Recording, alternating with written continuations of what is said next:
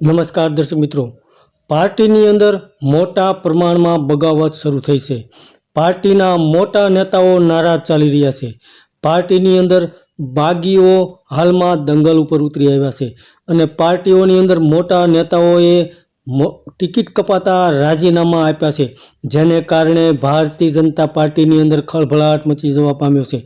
તો દર્શક મિત્રો, હરિયાણામાં વિધાનસભાની ચૂંટણી પહેલાં જ ભારતીય જનતા પાર્ટીની અંદર ટિકિટ ન ફાળવવાને લઈને જે મોટા નેતાઓને ટિકિટ નથી આપવામાં આવી તેને લઈને મોટા પ્રમાણમાં દંગલ શરૂ થયું છે.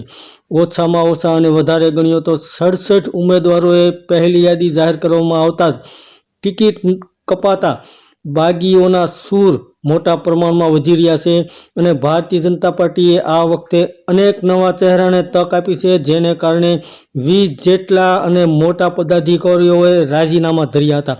તો રાજીનામું આપનારામાં રાજ્યના ભાજપના 3 મોટા નેતા સામેલ છે, જેમાં કર્ણદેવ કંબોજ વર્તમાનમાં જેઓ રાજ્ય ભારતીય જનતા પાર્ટી ઓબીસી મોરચાના પ્રદેશ પ્રમુખ હતા.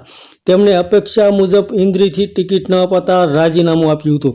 તો ભારતીય જનતા પાર્ટીના બાગીઓ હવે કોંગ્રેસમાં જોડાય તેવી પણ મોટા પ્રમાણમાં અટકળો ચાલી રહી છે.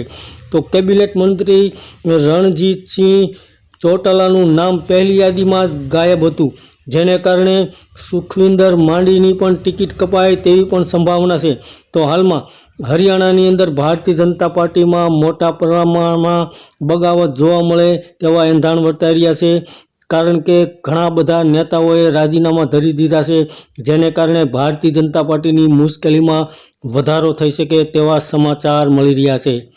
ધન્યવાદ દર્શક મિત્રો.